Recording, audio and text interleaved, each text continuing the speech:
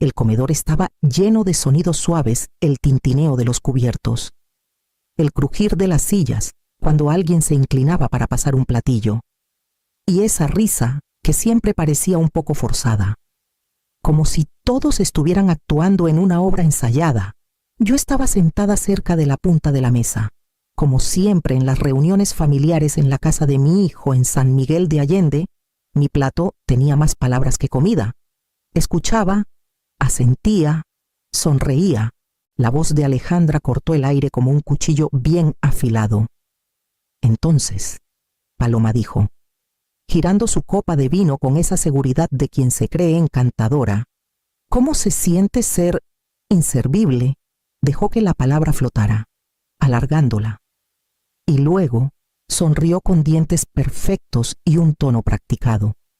Una sonrisa que buscaba complicidad y funcionó. Emiliano soltó una risita por lo bajo. Mi nuera dejó escapar una carcajada nerviosa y me miró de reojo. Hasta mi nieto, aún en la preparatoria, esbozó una sonrisita y desvió la mirada. No dije nada. Bajé mi vaso de agua con calma, sin prisas. Miré a Alejandra de verdad por primera vez esa tarde. Llevaba gafas de diseñador sobre la cabeza y una blusa de lino que yo misma había pagado alguna vez, aunque ella nunca lo pidió. Solo lo dio por sentado. Sus arrugas de risa eran apenas visibles. Su confianza, en cambio, era escandalosa. Me enderecé en la silla y mantuve la voz baja. ¿Y cómo se siente, dije, saber que esta inservible ya no va a pagar tus cuentas? El silencio fue inmediato, como si hubiera robado el aire de la mesa. Alejandra parpadeó. La sonrisa se le borró. El tenedor de Emiliano se quedó suspendido en el aire. Nadie se rió esta vez. Mis palabras cayeron sobre la mesa como un telón pesado. No subí la voz. No hacía falta. Me levanté. El roce de las patas de la silla contra el suelo de madera resonó con una especie de final. Tomé mi bolso del respaldo. Hice un leve gesto con la cabeza a nadie en particular y salí por las puertas del patio. Detrás de mí, la mesa contuvo el aliento. Afuera, el sol me recibió como un viejo amigo y me di cuenta de que no había respirado del todo en años. El cajón cerrado en mi oficina me esperaba. Todo comenzó con un pago atrasado de la hipoteca. Emiliano me llamó una noche, con la voz baja, las palabras enredadas en vergüenza. Alejandra había gastado de más. Otra vez. La boutique en Querétaro no estaba dando los frutos que esperaban. Estaban un poco atrasados y el banco empezaba a mandar cartas. Transferí el dinero esa misma noche, 4,200 pesos, sin preguntas, sin juicios. Me dije que solo los ayudaba a tomar un respiro. Todos se atrasan alguna vez. Todos necesitan un poco de compasión. No lo mencionaron de nuevo, ni siquiera un gracias. Pero un mes después, fue otra cosa. El contrato de renta del local de la boutique había subido. Luego, una tarjeta de crédito que Alejandra olvidó pagar mientras organizaba una fiesta de cumpleaños. Después, la inscripción para la escuela privada de mi nieto. Todo urgente, todo, de alguna manera. Terminó en mis manos. Empecé a llevar un registro. Al principio, por pura costumbre. Fui contadora toda mi vida. Los números me tranquilizan. El orden me da paz. Una hoja de cálculo creció en mi computadora, escondida en una carpeta con contraseña, fechas, cantidades, motivos. A veces hasta los recibos que pedía y nunca me daban. La suma creció más rápido de lo que esperaba. Nunca se lo mostré. Ellos nunca preguntaron. Ser confiable se convirtió en mi título. No madre, no Paloma. Solo la que evitaba que todo se derrumbara. Al principio, pensé que era amor. Luego, creí que era deber. Al final, dejé de pensar. Hubo un momento, quizás un año después, cuando Alejandra me dio un beso en la mejilla tras una cena que no pagó y dijo, «No sé qué haríamos sin ti». No lo decía como agradecimiento. Era una advertencia. Después de eso, empecé a imprimir los estados de cuenta. Ahora, de pie en el silencio de mi casa en Guanajuato, caminé a mi oficina. Abrí el cajón de abajo y saqué la carpeta. Los papeles dentro pesaban más de lo que deberían. Había una cabaña cerca del lago de Pátzcuaro que solía ver los fines de semana. Persianas blancas, un porche con mosquitero, escondida entre pinos. Nada lujoso, solo paz y espacio. Llevaba casi 5 años ahorrando para ella. Un lugar propio donde despertar con el canto de los pájaros y un café junto al agua. Ya casi tenía el enganche cuando Alejandra llamó. Tenía una visión. La boutique, dijo. Podía crecer, con mi ayuda. Usó palabras como legado y inversión familiar. Emiliano añadió: estamos tan cerca, mamá. Esto podría cambiarlo todo. Lo presentaron como una oportunidad única en la vida. Así que saqué el dinero del fondo. Firmé como aval del préstamo. Vi cómo ponían mi nombre en los papeles como si no valiera nada. Nunca preguntaron qué estaba sacrificando. Yo nunca lo dije. Un año después, me invitaron a un retiro de pintura en San Cristóbal de las Casas. 3 semanas de sol, óleos y silencio. Estuve a punto de decir que sí, pero entonces Emiliano mencionó lo caro que salían los frenos dentales de mi nieto y cómo el seguro no cubría casi nada. No esperé a que me lo pidieran. Hice la transferencia. El folleto del retiro se quedó en mi refrigerador hasta que los bordes se doblaron. Nadie notó cuando desapareció. No sé cuándo dejó de ser algo ocasional. Los sacrificios se mezclaron hasta convertirse en mi rutina. Yo era el colchón, el respaldo, la red. Ellos crecieron y brillaron en el terreno que yo despejé. Y ni una sola vez miraron atrás. Hojeé los documentos en la carpeta.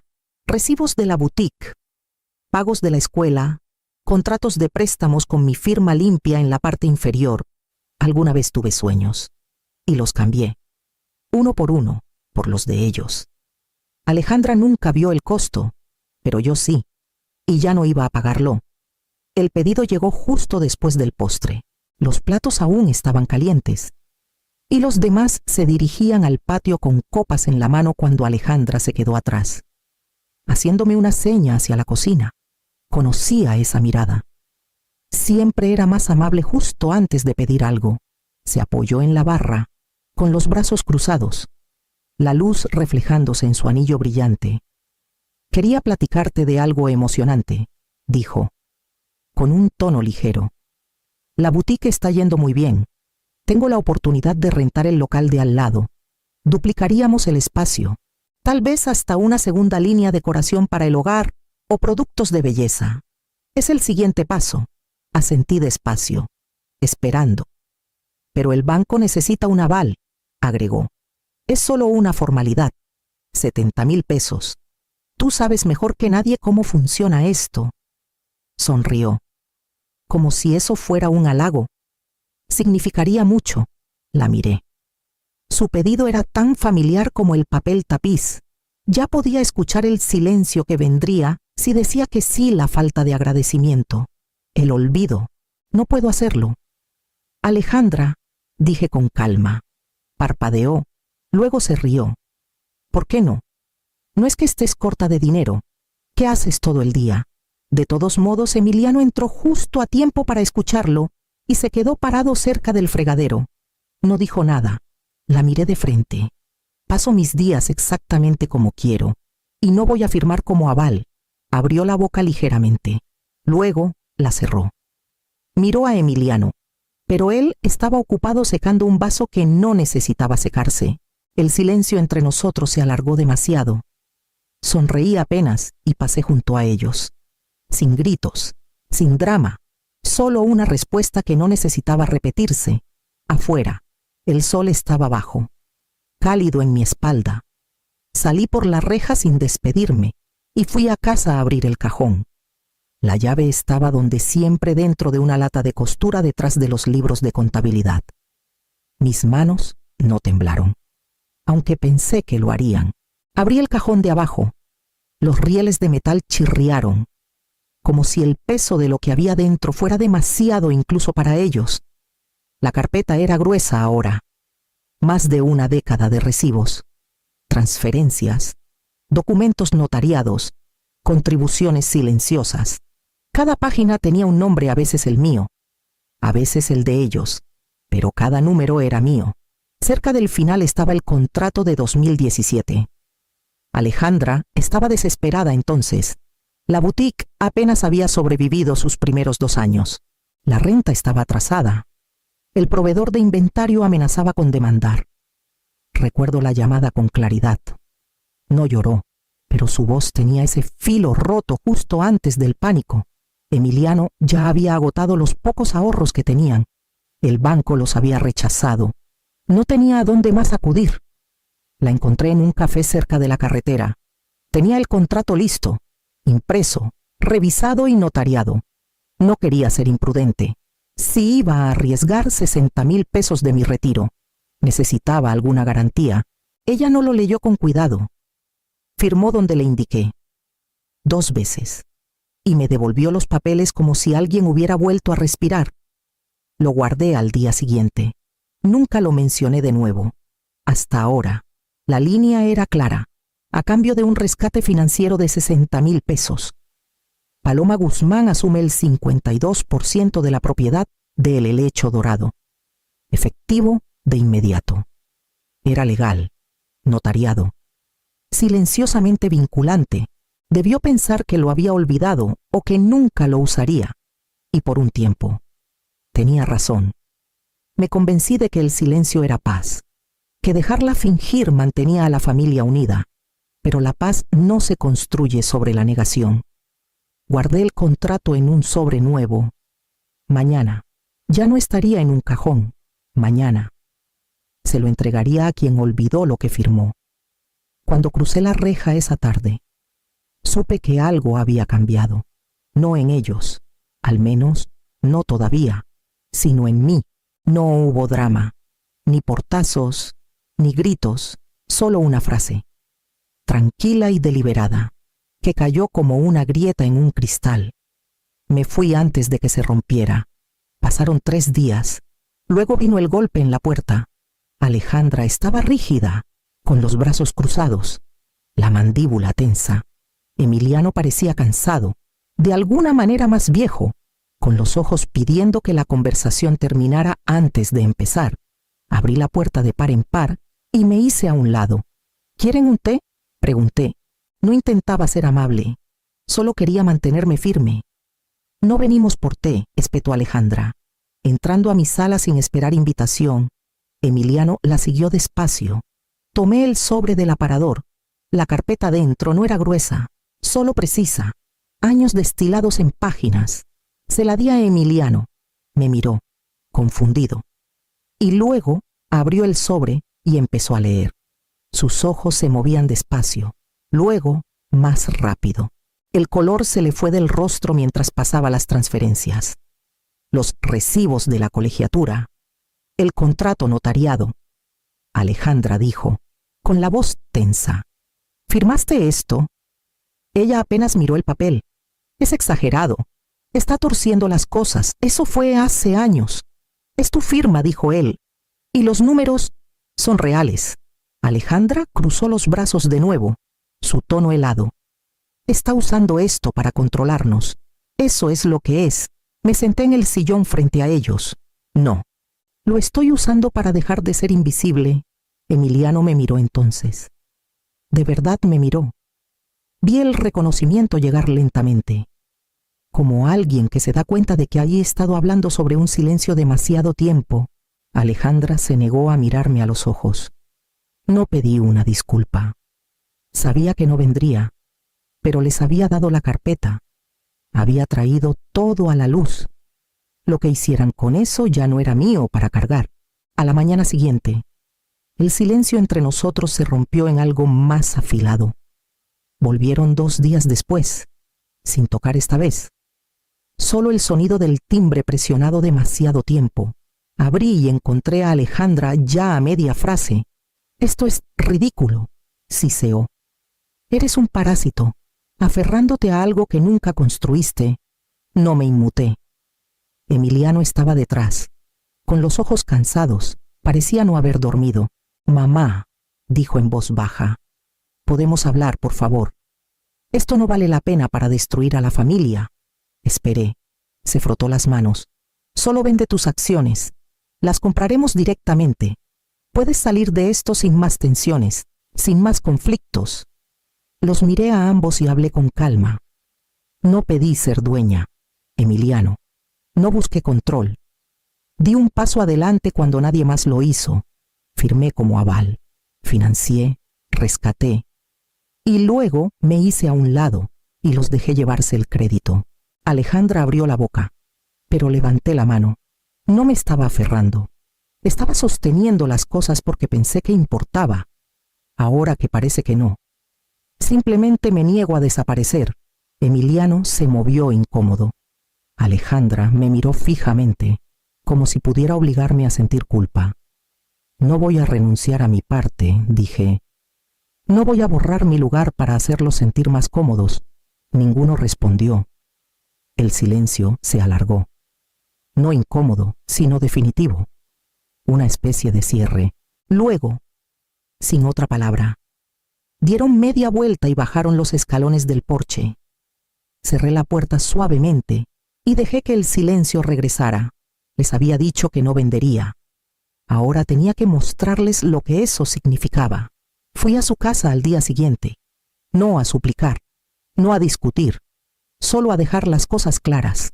Llevé la carpeta otra vez, bajo el brazo, como un libro de cuentas que no podía dejar sin terminar. Alejandra abrió la puerta con una sonrisa rígida que no llegó a sus ojos. Emiliano estaba en la sala, con las manos entrelazadas entre las rodillas.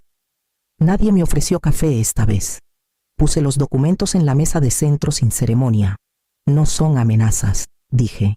Son registros. No estoy pidiendo nada.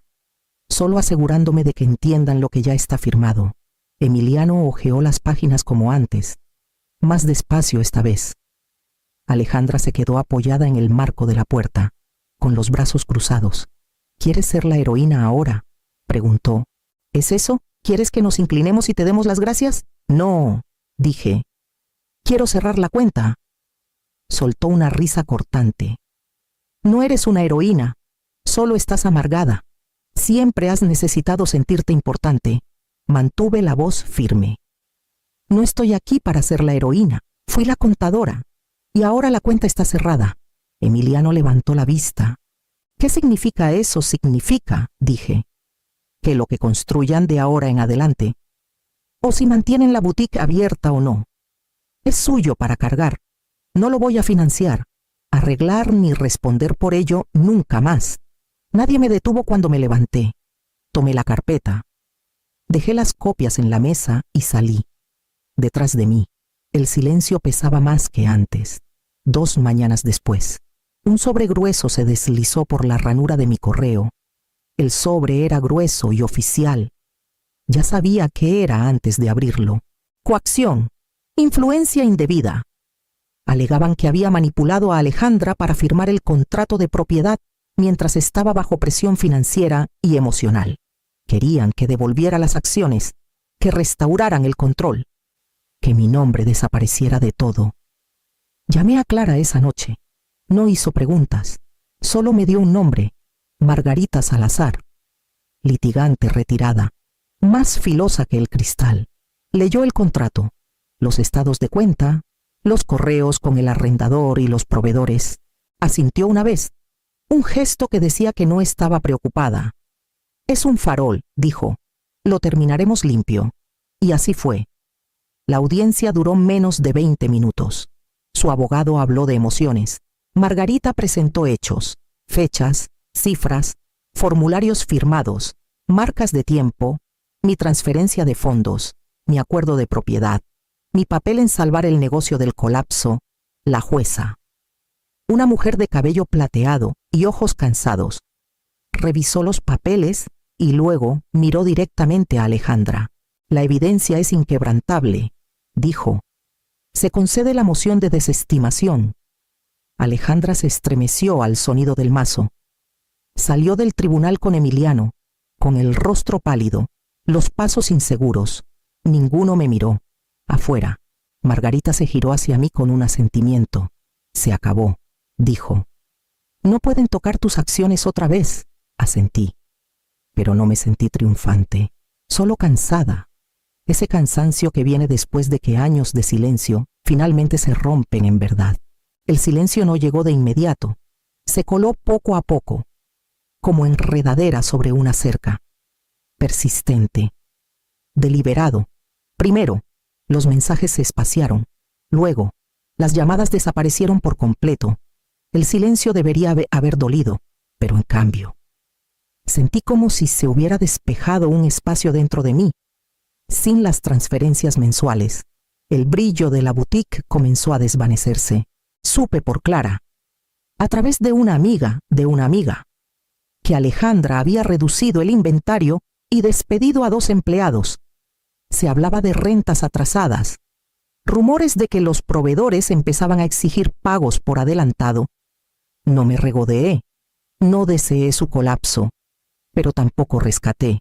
Había pasado tanto tiempo siendo útil que olvidé cómo se veía la quietud. Ahora, mis mañanas comenzaban con tierra bajo las uñas y el susurro suave de las hojas bajo el sol temprano. Aprendí a dividir dalias.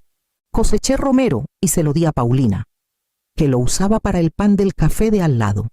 Pinté. Al principio mal, luego no tan mal. Empecé a perderme en el tiempo, una libertad que no había sentido en décadas. Ser voluntaria en la clínica financiera le dio estructura a mi mente. Conocí a personas que nunca habían tenido una cuenta de cheques, viudas intentando entender sistemas de pago en línea, estudiantes universitarios aprendiendo a construir crédito de la manera correcta. Nadie se burló de lo que hacía. Nadie preguntó si era suficiente. Era extraño lo profundamente vista que me sentía al ser útil para quienes no pedían más de lo que ofrecía. Entonces, llegó el mensaje. El nombre de Emiliano iluminó mi pantalla. Mamá. Te extrañamos, sin puntos, sin detalles. Lo leí una vez, luego otra. No decía lo siento, no decía entiendo. Decía te extrañamos, como si la ausencia fuera el único delito que había ocurrido, como si la distancia, no el desprecio, nos hubiera roto. No respondí, no escribí un borrador ni lo borré. No me quedé con el dolor ni esperé a que pasara. Solo borré el mensaje y puse el teléfono boca abajo en la mesa. Había agua hirviendo para un té, un lienzo a medio terminar en el solario. La manguera seguía enrollada cerca de las peonías, que empezaban a curvarse un poco en los bordes, así que llené la regadera y volví al jardín. La vida en la que intentaron hacerme sentir pequeña nunca fue realmente mía. Esta sí lo era, y floreció sin pedir permiso.